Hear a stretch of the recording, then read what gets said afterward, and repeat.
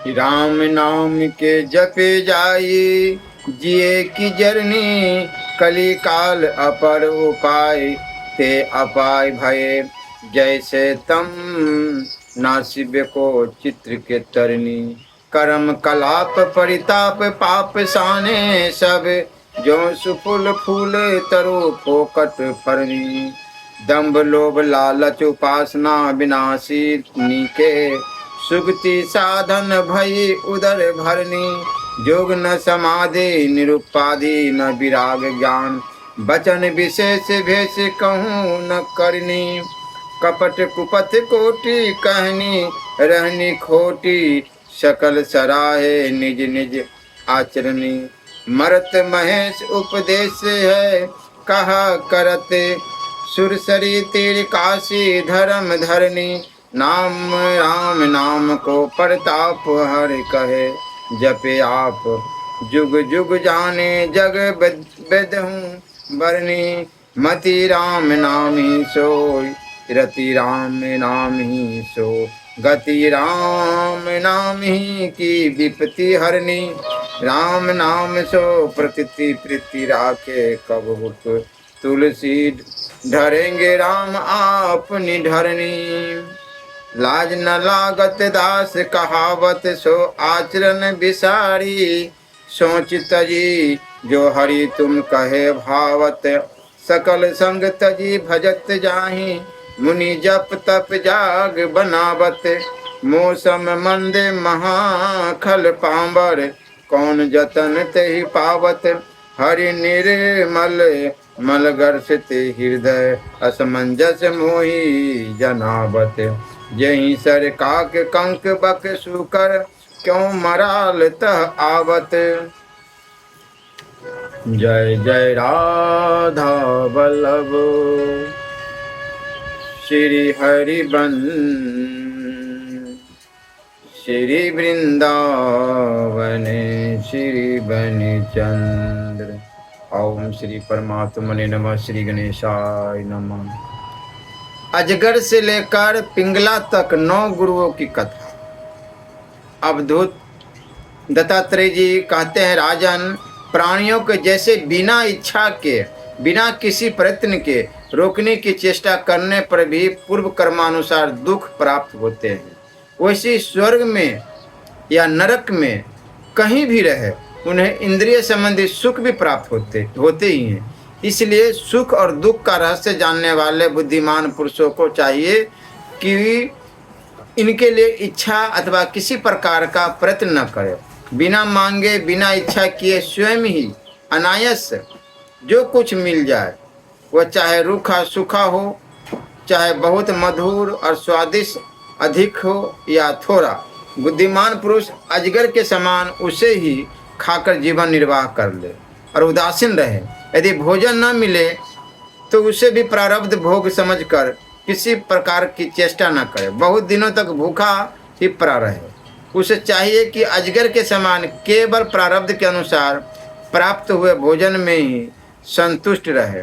उसके शरीर में मनोबल, इंद्रिय बल और देह बल तीनों हो, तब भी वह निश्चेष्ट हो रहे। निद्रा रहित होने पर भी सोया हुआ सा रहे और कर्मेंद्रियों के होने पर भी उनसे कोई चेष्टा न करे। राजन, मैंने अजगर से यही शिक्षा ग्रहण की है। समुद्र से मैंने यह सीखा है कि साधक को सर्वदा प्रसन्न और गंभीर रहना चाहिए। उसका भाव अथाह, अपार और असीम होना चाहिए तथा किसी भी निमित्त से उसे क्षोभ न होना चाहिए।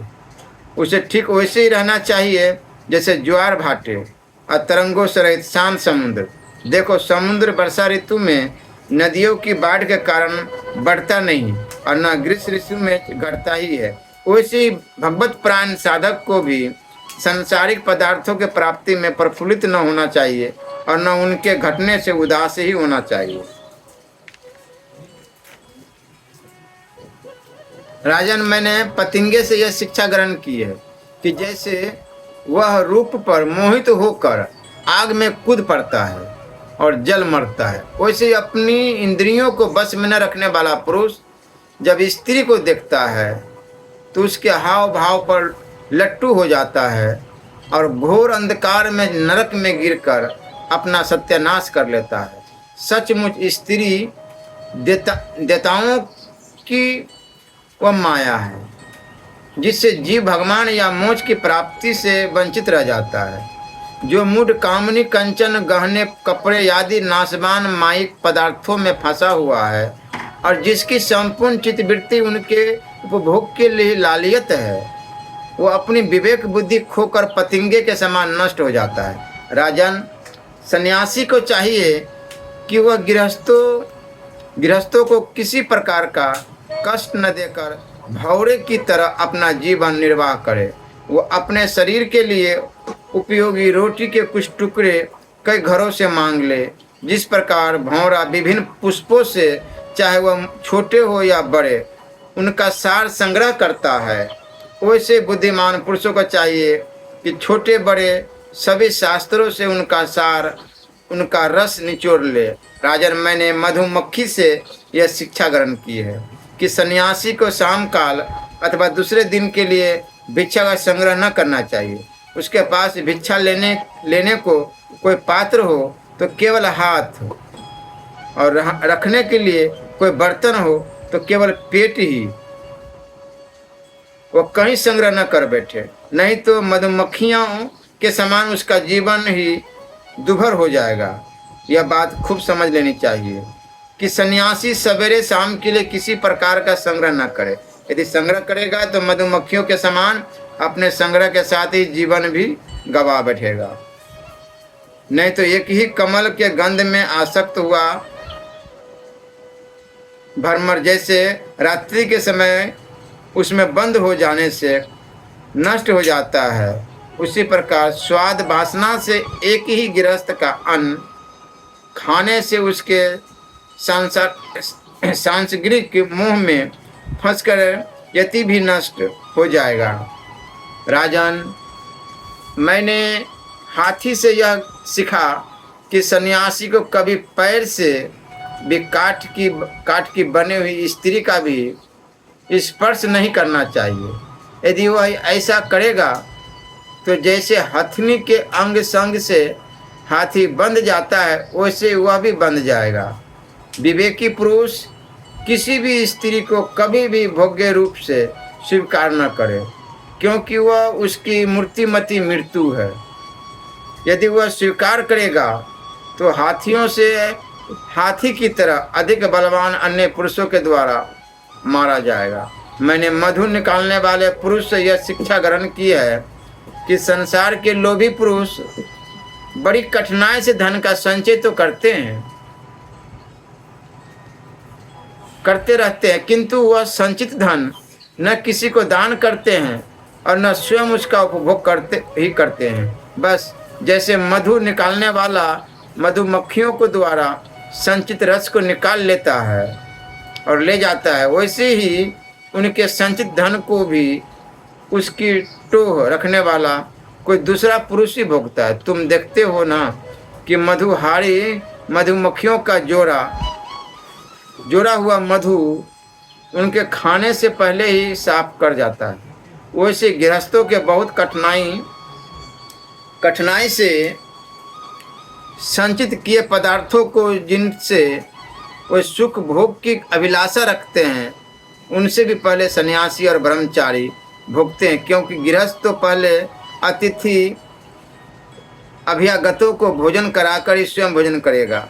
मैंने हरिण से यह सीखा है कि वनवासी सन्यासी को कभी विषय संबंधी गीत नहीं सुनने चाहिए। वह इस बात की शिक्षा उस हरिण से ग्रहण करे जो व्याध के गीत से मोहित होकर बन जाता है। तुम्हें इस बात का पता है कि हरिणी के गर्भ से पैदा हुए ऋषि श्रृंग मुनि स्त्रियों का विषय संबंधी गाना बजाना नाचना आदि देख सुनकर उनके बस में हो गए थे और उनके हाथ की कठपुतली बन गए थे। हाथी पकड़ने वाले तिनकों से ढके हुए गड्ढे पर कागज की हथनी खड़ी कर देते हैं। उसे देखकर हाथी वहाँ जाता है और गड्ढे में गिरकर खुद ही हाथी फंस जाता है। अब मैं तुम्हें मछली की सीख सिखाता हूँ, सुनो। जैसे मछली कांटे में लगे हुए मांस के टुकड़े के लोभ से अपने प्राण गंवा देती है, वैसे स्वाद का लोभी दुर्बुद्धि मनुष्य भी मन को मत कर व्याकुल कर देने वाली अपनी जिह्वा के बस में हो जाता है और मारा जाता है। विवेकी पुरुष भोजन बंद करके दूसरी इंद्रियों पर तो बहुत शीघ्र विजय प्राप्त कर लेते हैं, परंतु इससे उनकी वासना इंद्रिय बस में नहीं होती। वो तो भोजन बंद कर देने से और भी प्रबल हो जाती है। मनुष्य और सब इंद्रियों पर विजय प्राप्त कर लेने पर भी तब तक जितेंद्रिय नहीं हो सकता जब तक रस इंद्रियों को अपने बस में नहीं कर लेता। और यदि रस इंद्रियों को बस में कर लिया तब तो मानो सभी इंद्रियां बस में हो गई। नृपनंदन, प्राचीन काल की बात है, विदेह नगरी मिथिला में एक वेश्या रहती थी। उसका नाम था पिंगला। मैंने उससे जो कुछ शिक्षा ग्रहण की वो मैं तुम्हें सुनाता हूँ, सावधान होकर सुनो। वह स्वच्छाचारिणी तो थी ही, रूपवती भी थी। एक दिन रात्रि के समय किसी पुरुष को अपने रमन स्थान में लाने के लिए खूब बन ठन कर उत्तम वस्त्राभूषणों से सजकर बहुत देर तक अपने घर के बाहरी दरवाजे पर खड़ी रही। नर रत्न, उसे पुरुष की नहीं धन की कामना थी और उसके मन में यह कामना इतनी ढूंढमूल हो गई थी कि वह किसी भी पुरुष को उधर से आते जाते देखकर यही सोचती कि यह कोई धनी है और मुझे धन देकर उपभोग करने के लिए ही आ रहा है। जब आने जाने वाले आगे बढ़ जाते तब फिर वह संकेत जीवनी वेश्या यही सोचती कि अवश्य ही अब की बार कोई ऐसा धनी मेरे पास आवेगा जो मुझे बहुत सा धन देगा। उसके चित्त की यह दूसरा दुर्दशा बढ़ती ही जाती थी। वह दरवाजे पर बहुत देर तक टंगी रही, उसकी नींद भी जाती रही। वह कभी बाहर आती तो कभी भीतर जाती। इस प्रकार आधी रात हो गई। राजन, सचमुच आशा और सो भी धन की बहुत बुरी है। धनी की बाट जोहते जोहते उसका मुंह सूख गया, चित्त व्याकुल हो गया। अब उसे इस वृत्ति से बड़ा वैराग्य हुआ, उसमें दुख बुद्धि हो गई। इसमें संदेह नहीं कि इस वैराग्य का कारण चिंता ही थी, परंतु ऐसा वैराग्य भी है तो सुख का ही हेतु। जब पिंगला के चित्त में इस प्रकार वैराग्य की भावना जागृत हुई तब उसने एक गीत गाया, वह मैं तुम्हें सुनाता हूँ। राजन, मनुष्य आशा की फांसी पर लटक रहा है। मनुष्य आशा की फांसी पर लटक रहा है। इसको तलवार की तरह काटने वाले यदि कोई वस्तु है तो वह केवल वैराग्य है। प्रिय राजन, जिसे वैराग्य नहीं हुआ है, जो इन बखेरों से उबा नहीं है, वह शरीर और इसके बंधन से उसी प्रकार मुक्त नहीं होना चाहता जैसे अज्ञानी पुरुष ममता छोड़ने की इच्छा भी नहीं करता। पिंगला ने यह गीत गाया था, हाय हाय मैं इंद्रियों के अधीन हो गई, भला मेरे मोह का विस्तार तो देखो। मैं इन दुष्ट पुरुषों से जिनका कोई अस्तित्व भी नहीं है विषय सुख की लालसा करती हूँ। कितने दुख की बात है, मैं सचमुच मूर्ख हूँ। देखो तो सही, मेरे निकट से निकट हृदय में ही मेरे सच्चे स्वामी भगवान विराजमान हैं। वे वास्तविक प्रेम सुख और परमार्थ का सच्चा धन भी देने वाले हैं। जगत के पुरुष अनित्य है और वह नित्य है। हाय हाय, मैंने उनको तो छोड़ दिया और उन तुच्छ मनुष्य का सेवन किया जो मेरी एक भी कामना पूरी नहीं कर सकते। उल्टे दुख भय आदि व्याधि शोक और मोह ही देते हैं। यह मेरी मूर्खता की हद है कि मैं उनका सेवन करती हूँ। बड़े खेद की बात है, मैंने अत्यंत निंदनीय आजीविका वेश्यावृत्ति का आश्रय लिया और व्यर्थ में अपने शरीर और मन को क्लेश दिया, पीड़ा पहुँचाई। मेरा यह शरीर बिक गया है। लंपट लोभी और निंदनीय मनुष्य ने इसे खरीद लिया है और मैं इतनी मूर्ख हूँ कि इसी शरीर से धन और रति सुख चाहती हूँ। मुझे धिक्कार है।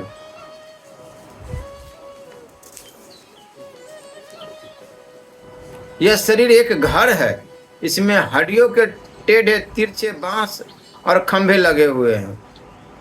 चाम यानी चमड़ा, रोए और नाखूनों से यह छाया गया है। इसमें 9 दरवाजे हैं जिनसे मल निकलते ही रहते हैं। इसमें संचित संपत्ति के नाम पर केवल मल और मूत्र है।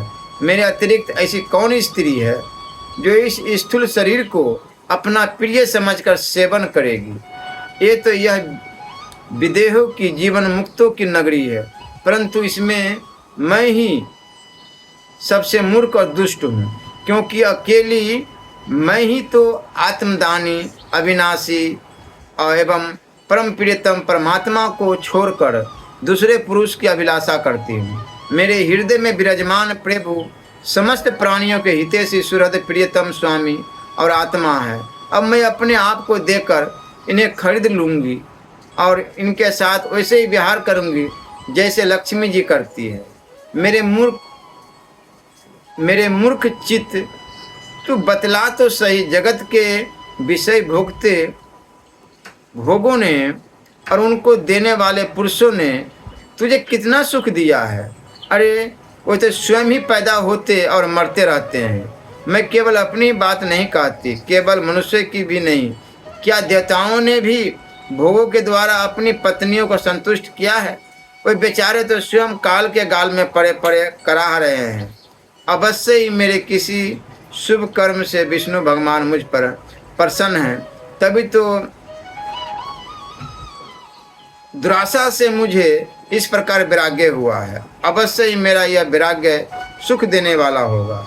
यदि मैं मंदभागिनी होती तो मुझे ऐसे दुख ही न उठाने पड़ते जिनसे वैराग्य होता।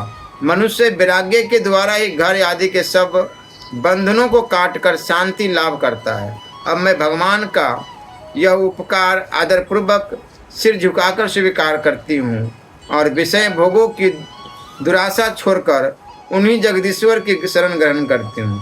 अब मुझे प्रारब्ध के अनुसार जो कुछ मिल जाएगा उसी से निर्वाह कर लूँगी और बड़े संतोष तथा श्रद्धा के साथ रहूँगी।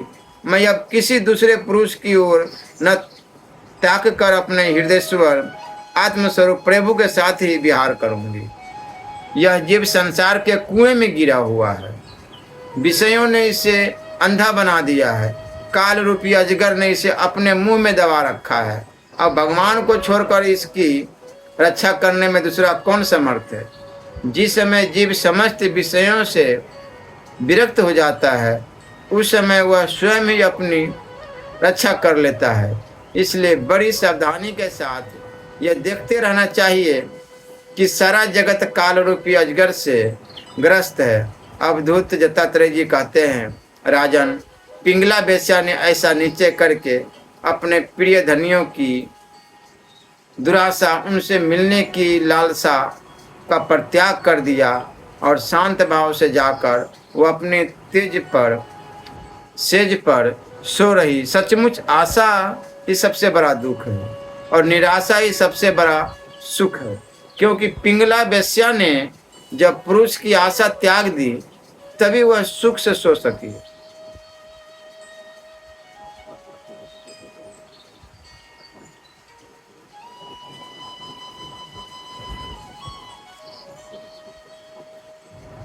क्रूर से लेकर भृंगी तक 7 गुरुओं की कथा। दत्तात्रेय जी महाराज ने कहा, राजन, मनुष्य को जो वस्तु अत्यंत प्रिय लगते हैं उन्हें इकट्ठा करना ही उनके दुख का कारण है। जो बुद्धिमान पुरुष यह बात समझकर अकिंचन भाव से रहता है, शरीर की तो बात ही अलग, मन से भी किसी वस्तु का संग्रह करता, उसे अनंत सुख स्वरूप परमात्मा की प्राप्ति होती है। एक क्रूर पक्षी अपनी चोंच में मांस का टुकड़ा लिए हुए था। उस समय दूसरे बलवान पक्षी जिनके पास मांस नहीं था उसे छीनने के लिए उसे घेर कर चोंचें मारने लगे। जब क्रूर पक्षी ने अपनी चोंच से मांस का टुकड़ा फेंक दिया तभी उसे सुख मिला। मुझे मान या अपमान का कोई ध्यान नहीं है और घर एवं परिवार वालों को जो चिंता होती है वह मुझे नहीं है। मैं अपने आत्मा में ही रमता हूँ और अपने साथ ही क्रिया करता हूँ। यह शिक्षा मैंने बालक से ली है, अतः उसी के समान मैं भी मौज से रहता हूँ। इस जगत में दो ही प्रकार के व्यक्ति निश्चिंत और परमानंद में मग्न रहते हैं। एक तो भोला भाला निश्चेष्ट नन्हा सा बालक, और दूसरा वह पुरुष जो गुणातीत हो गया हो। एक बार किसी कुमारी कन्या के घर उसे वरण करने के लिए कोई लोग आए हुए थे। उस दिन उसके घर के लोग कहीं बाहर गए हुए थे, इसलिए उसने स्वयं ही उनका आतिथ्य सत्कार किया। राजन, उनको भोजन कराने के लिए वह घर के भीतर एकांत में धान कूटने लगी। उस समय उसकी कलाई में पड़ी शंख की चूड़ियाँ जोर जोर से बज रही थी। इस शब्द को निंदित समझकर कुमारी को बड़ी लज्जा मालूम हुई और उसने एक एक करके सब चूड़ियाँ तोड़ डाली और दोनों हाथों में केवल दो दो चूड़ियाँ रहने दी। अब वह फिर धान कूटने लगी, परंतु वह दो दो चूड़ियाँ भी बजने लगी। तब उसने एक एक चूड़ी और तोड़ दी। जब दोनों कलाइयों में केवल एक एक चूड़ी रह गई, तब किसी प्रकार की आवाज़ नहीं हुई। रिपुदमन, उस समय लोगों का आचार विचार निरखने परखने के लिए इधर उधर घूमता घामता मैं भी वहाँ पहुँच गया था। मैंने उसे यह शिक्षा ग्रहण की कि जब बहुत लोग एक साथ रहते हैं तब कलह होता है, और दो आदमी साथ रहते हैं तब भी बातचीत तो होती है। इसलिए कुमारी कन्या की चूड़ी के समान अकेले ही विचरना चाहिए। राजन, मैंने बाण बनाने वाले से यह सीखा है कि आसन और श्वास को जीतकर वैराग्य और अभ्यास के द्वारा अपने मन को वश में कर ले और फिर बड़ी सावधानी के साथ उसे एक लक्ष्य में लगा दे। जब परमानंद स्वरूप परमात्मा में मन स्थिर हो जाता है, तब वह धीरे धीरे कर्म वासनाओं की धूल को धो बहाता है।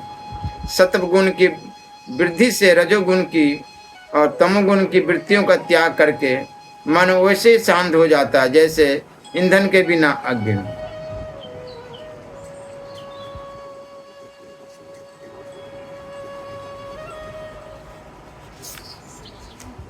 इस प्रकार जिसका चित्त अपने आत्मा में स्थिर निरुद्ध हो जाता है, उसे बाहर भीतर कहीं किसी पदार्थ का भान नहीं होता। मैंने देखा था कि एक बाण बनाने वाला कारीगर बाण बनाने में इतना तन्मय हो रहा था कि उसके पास से ही दल बल के साथ राजा की सवारी निकल गई और उसे पता तक न चला। राजन, मैंने सांप से यह शिक्षा ग्रहण की है कि सन्यासी को सर्प की भांति अकेले ही विचरण करना चाहिए। उसे मंडली नहीं बांधनी चाहिए, मठ तो बनाना ही नहीं चाहिए। वह एक स्थान में न रहे, प्रमाद न करे, गुहा आदि में पड़ा रहे, बाहरी आचारों से पहचाना न जाए, किसी से सहायता न ले और बहुत कम बोले। इस अनित्य शरीर के लिए घर बनाने के बखेरे में पड़ना व्यर्थ और दुख की जड़ है। सांप दूसरों के बनाए घर में घुसकर बड़े आराम से अपना समय काटता है। अब मकड़ी से ली हुई शिक्षा सुनो। सबके प्रकाशक और अंतर्यामी सर्वशक्तिमान भगवान ने पूर्व कल्प में बिना किसी अन्य सहायक के अपनी ही माया से रचे हुए जगत को कल्प के अंत में परले काल उपस्थित होने पर काल शक्ति के द्वारा नष्ट कर दिया। उसे अपने में लीन कर लिया और सजातीय विजातीय तथा स्वागत भेद से शून्य अकेले ही शेष रह गए। वे सबके अधिष्ठान हैं, सबके आश्रय हैं, परंतु स्वयं अपने आश्रय अपने ही आधार से रहते हैं। उनका कोई दूसरा आधार नहीं है। वे प्रकृति और पुरुष दोनों के नियामक कार्य और कणात्मक जगत के आदि कारण परमात्मा अपनी शक्ति काल के प्रभाव से सत्व रज आदि समस्त शक्तियों को साम्यावस्था में पहुंचा देते हैं और स्वयं केवलीय रूप से एक और अद्वितीय रूप से विराजमान रहते हैं। वे केवल अनुभव स्वरूप और आनंद घन मात्र है। किसी भी प्रकार की उपाधि का उनसे संबंध नहीं है। वही प्रभु केवल अपने शक्ति काल के द्वारा अपनी त्रिगुणमय माया को क्षुब्ध करते हैं और उससे पहले क्रिया शक्ति प्रधान सूत्र महत्व की रचना करते हैं। यह सूत्र रूप महत्व के तीनों गुणों की पहली अभिव्यक्ति है।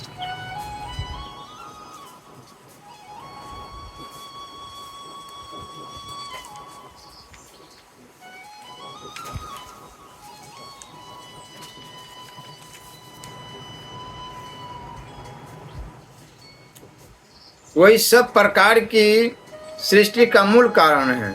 उसी में यह सारा विश्व सूत्र में ताने बाने की तरह ओतप्रोत है और इसी के कारण जीव को जन्म मृत्यु के चक्कर में पड़ना पड़ता है। जैसे मकड़ी अपने हृदय से मुंह के द्वारा जाला फैलाती है, उसी में विहार करती है और फिर उसे निगल जाती है, वैसे ही परमेश्वर भी इस जगत को अपने में उत्पन्न करते हैं, उसमें जीव रूप से विहार करते हैं और फिर उसे अपने में लीन कर लेते हैं। राजन, मैंने भृंगी बिल्ली कीड़े से यह शिक्षा ग्रहण की है कि यदि प्राणी स्नेह से, द्वेष से अथवा भय से भी जानबूझकर एकाग्र रूप से अपना मन किसी में लगा दे तो उसे उसी वस्तु का स्वरूप प्राप्त हो जाता है। राजन, जैसे भृंगी एक कीड़े को ले जाकर दीवार पर अपने रहने की जगह बंद कर देता है और वह कीड़ा भय से उसी का चिंतन करते करते अपने पहले शरीर का त्याग किए बिना ही उसी शरीर से तृदुप हो जाता है। राजन, इस प्रकार मैंने इतने गुरुओं से शिक्षा ग्रहण की। अब मैंने अपने शरीर से जो कुछ सीखा है वह तुम्हें बताता हूँ, सावधान होकर सुनो। यह शरीर भी मेरा गुरु ही है, क्योंकि यह मुझे विवेक और वैराग्य की शिक्षा देता है। मरना और जीना तो इसके हाथ लगा ही रहता है। इस शरीर को पकड़ रखने का फल यह है कि दुख पर दुख भोगते जाओ। यद्यपि इस शरीर से तत्व विचार करने में सहायता मिलती है, तथापि मैं इसे अपना कभी नहीं समझता। सर्वदा यही नीचे रखता हूँ कि एक दिन इसे सियार कुत्ते खा जाएंगे, इसलिए मैं इसे असंग होकर विचरता हूँ। जीव जिस शरीर का प्रिय करने के लिए ही अनेकों प्रकार की कामनाएं और कर्म करता है तथा स्त्री पुत्र धन दौलत हाथी घोड़े नौकर चाकर घर द्वार और भाई बंधुओं का विस्तार करते हुए उनके पालन पोषण में लगा रहता है, बड़ी बड़ी कठिनाइयाँ सहकर धन संचय करता है। आयुष्य पूरी होने पर वही शरीर स्वयं तो नष्ट होता ही है, वृक्ष के समान दूसरे शरीर के लिए बीज बोकर उसके लिए भी दुख की व्यवस्था कर जाता है। बोलो राधे राधे। जैसे बहुत सी सौतें अपने एक पति को अपनी अपनी ओर खींचती है, वैसे ही जीव एक ओर स्वादिष्ट पदार्थों की ओर खींचती है, तो प्यास दूसरी ओर, जल की ओर जनेंद्रिय एक ओर स्त्री संभोग की ओर ले जाना चाहती है, तो त्वचा पेट और कान दूसरी ओर कोमल स्पर्श भोजन और मधुर शब्द की ओर खींचने लगते हैं। नाक कहीं सुंदर गंध सूंघने के लिए ले जाना चाहती है, तो चंचल नेत्र कहीं दूसरी ओर सुंदर रूप देखने के लिए। इस प्रकार कर्मेंद्रियां और ज्ञानेंद्रियां दोनों ही इससे सताती रहती है। वैसे तो भगवान ने अपने अचिंत्य शक्ति माया से वृक्ष, सरीसृप रेंगने वाले जंतु, पशु पक्षी, डोंस और मछली आदि अनेकों प्रकार की योनियां रची, परंतु उन्हें संतोष न हुआ। तब उन्होंने मनुष्य शरीर की सृष्टि की। यह ऐसी बुद्धि से युक्त है जो ब्रह्म का साक्षात्कार कर सकती है। इसकी रचना करके वे बहुत आनंदित हुए। यद्यपि यह मनुष्य शरीर है तो अनित्य ही, मृत्यु सदा इसके पीछे लगी रहती है, परंतु इससे परम पुरुषार्थ की प्राप्ति हो सकती है। इसलिए अनेक जन्मों के बाद यह अत्यंत दुर्लभ मनुष्य शरीर पाकर बुद्धिमान पुरुष को चाहिए कि शीघ्र से शीघ्र मृत्यु के पहले ही मोक्ष प्राप्ति का प्रयत्न कर ले। इस जीवन का मुख्य उद्देश्य मोक्ष ही है।